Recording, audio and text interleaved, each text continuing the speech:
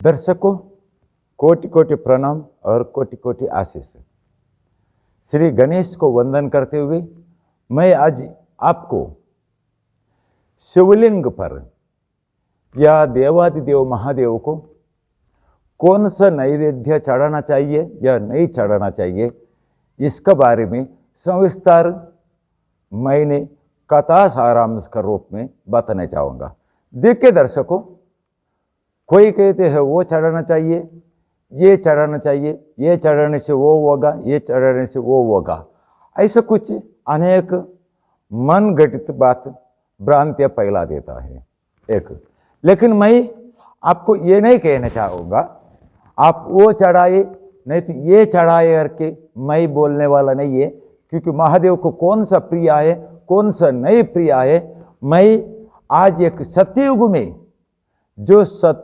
में जो घटित हुआ एक सत्य कथा के बारे में आपको जानकारी दूंगा।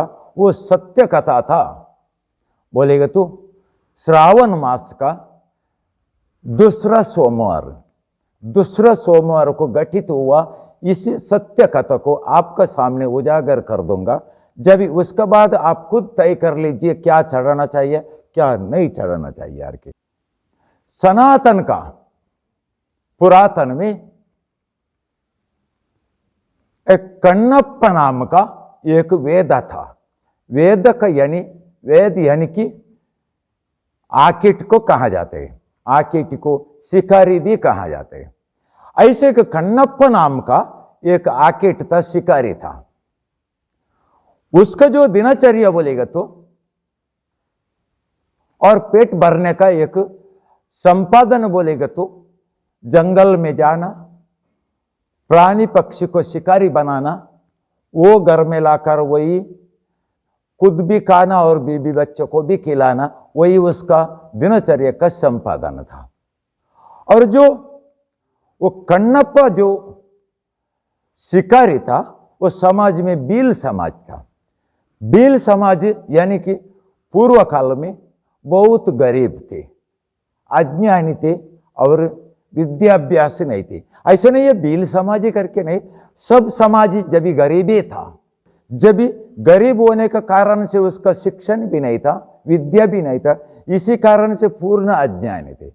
और ये भील समाज का जो शिकारी लोग को 100-200 जो परिवार एक साथ रहते थे और एक साथ रहने का, और उसमें एक मुखिया करके रहते, उसमें जो मुख्य रहते उसके सुबह पूजा करने का, उसके खुद सरदार करके मानने का।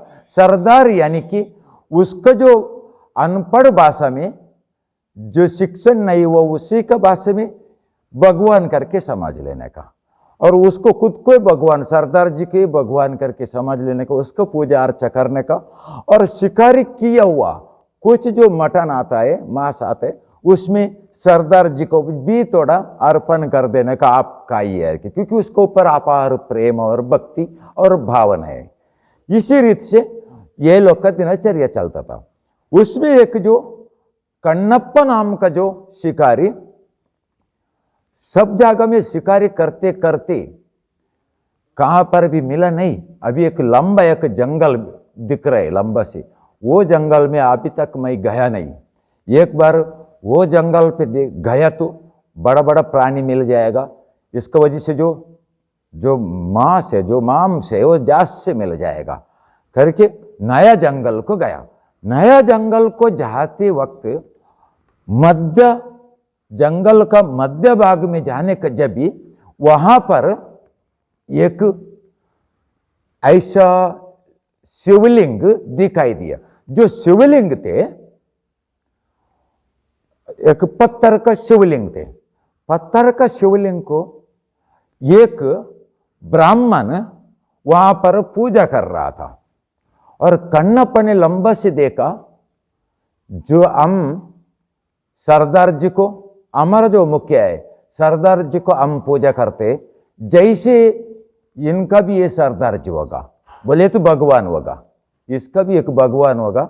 इसके लिए वो उसका जो बेलपत्र चढ़ा रहा था ब्राह्मण, बेलपत्र चढ़ाते वक्त इन्होंने समझ लिया, क्योंकि उसको जो चादर लेकर उसको चढ़ा रहे, क्योंकि उसको सरदार जी को भगवान को ठंडी लगता होगा, ठंडी ना लग जावे यार कि उसको ऊपर बेलपत्र चढ़ाकर ढक रहे।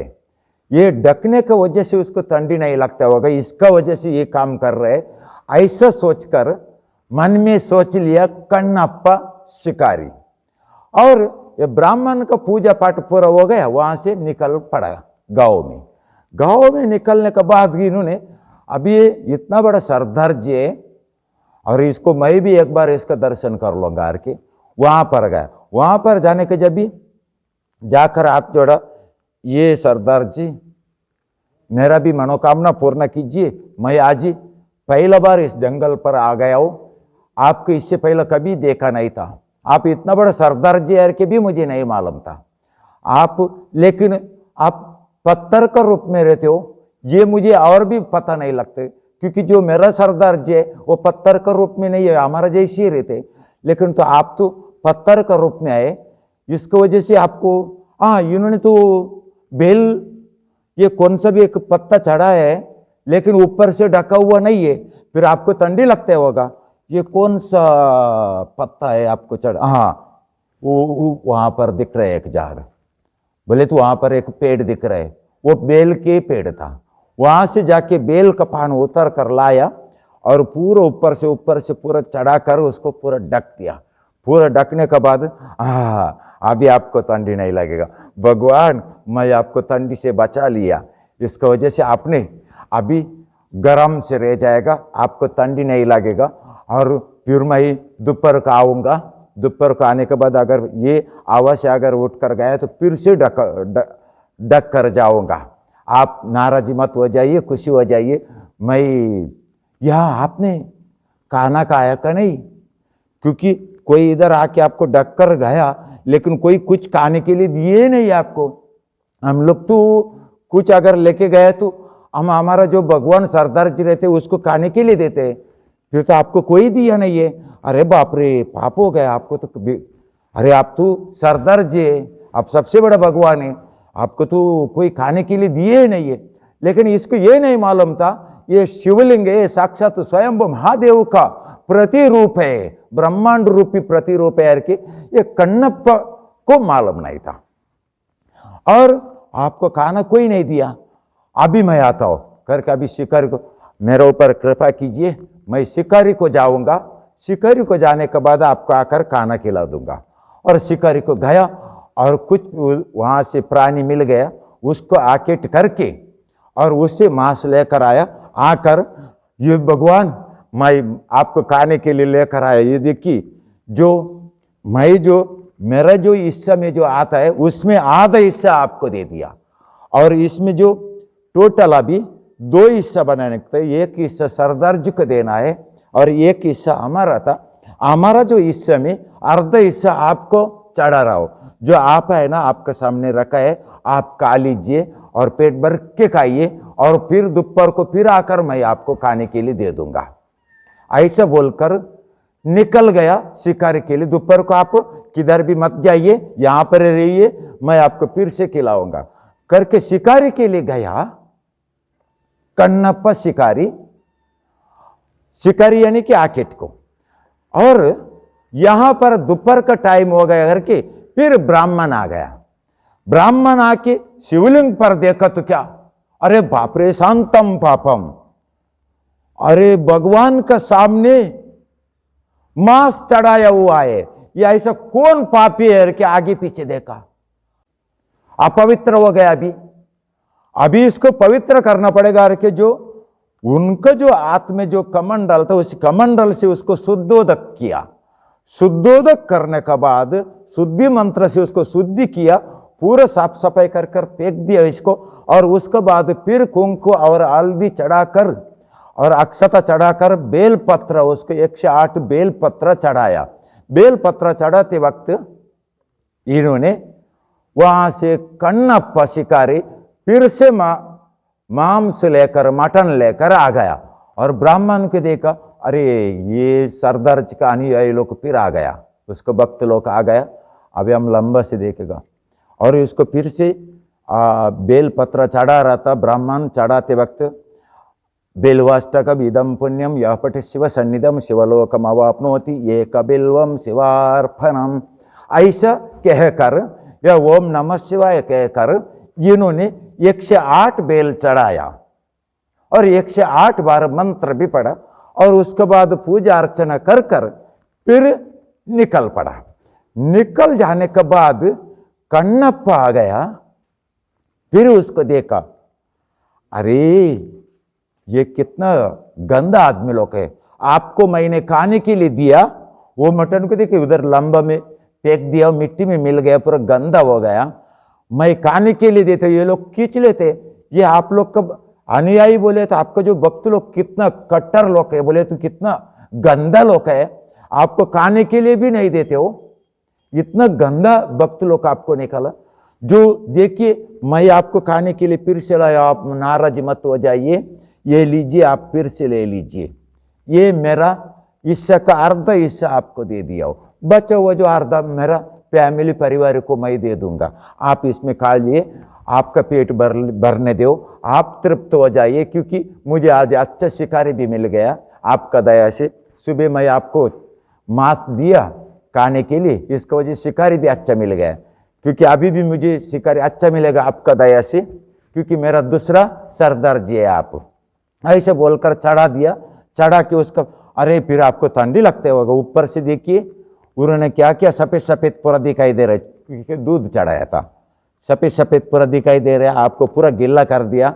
वह आदमी को कुछ समझ में भी नहीं आता है, अरे कि उसको पूरा उसका खुद का जो कपड़ा था, जो छोटा सा टुकड़ा था, वो भी पूछ लिया। और उसके बाद फिर से जो झाड़ में बेल का बिल्व पत्र का झाड़, बिल्व पत्र का पेड़ में चढ़कर बिल्व पत्र लाया और उसमें पूरा एक एक एक एक करके ढक दिया, चढ़ाने का नाम से ढक दिया। इस बिल्व पत्र का जो अज्ञानी भक्त भी, भक्ति का जो प्रभाव यहां से जाकर कैलाश पर्वत ही नहीं, कैलाश धाम तक पहुंचा और इन्हें अच्छे से ढक लिया।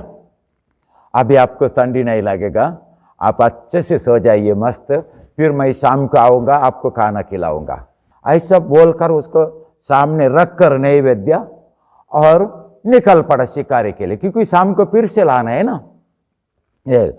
और शाम हो गया, शाम होने के जब भी ब्राह्मण फिर से आ गया त्रिसंध्या पूजा के लिए, प्रातः संध्या, मध्य संध्या और सायं संध्या, ऐसा शाम को वक्त ब्राह्मण आ गया और वहां पर आके देखो तो फिर से मांस चढ़ा हुआ है।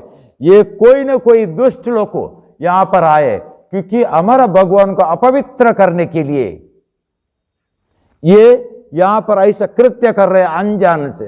वो जानबूझकर कर रहे हैं, अनजान से नहीं, जानबूझकर कर रहा है, क्योंकि हमारे भगवान को अपवित्र करने के लिए। अभी इसको नहीं छोड़ूंगा कि उसको पूरा निकल दिया, फेंक दिया और फिर कमंडल से शुद्धोदक किया, शुद्ध किया और उसके बाद बेलपत्र चढ़ाया, पूजा विजय कर लिया और गांव में जाकर सभी को बता दिया ऐसे ऐसे काम हो रहे, कल सुबह हमें वहां पर जाना है यार के। और यहां पर शाम का टाइम ब्राह्मण जाने के बाद फिर कन्नप्पा ने आ गया, यह आदमी बहुत बुरा है, आपको मैं खिलाने के लिए देता हूं, ये उसको फेंक कर मिट्टी में मिला देता है, कितना गंदा आदमी है वो, मैं आपको खिलाता हूं, मुझे आपके ऊपर इतना दया है, लेकिन वो आपका भक्त होकर भी आपको ऊपर दया नहीं है, आपको खाना खिलाते ही नहीं है, खिलाता तो नहीं है, उसको खुद का हिस्सा का नहीं खिलाते, और जो हम खिलाने के लिए आपको रखते हैं जब भी वो उसको फेंक देते हैं। कितना गंदा आदमी है वो। ऐसे वाला आदमी को, आदमी सब पर आपका साथ है बोले तो आपका दिन आगे कैसे चलेगा भगवान, ये सरदार जी आपका दिन कैसा चलेगा। ऐसा बहुत दुखी हो गया। और उस दिन जो बचा हुआ, जो एक सरदार जी का, उसका खुद का सरदार जी का हिस्सा और एक अपना हिस्सा का अर्धा भगवान को चढ़ाया था और बचा हुआ परिवार को लेकर गया।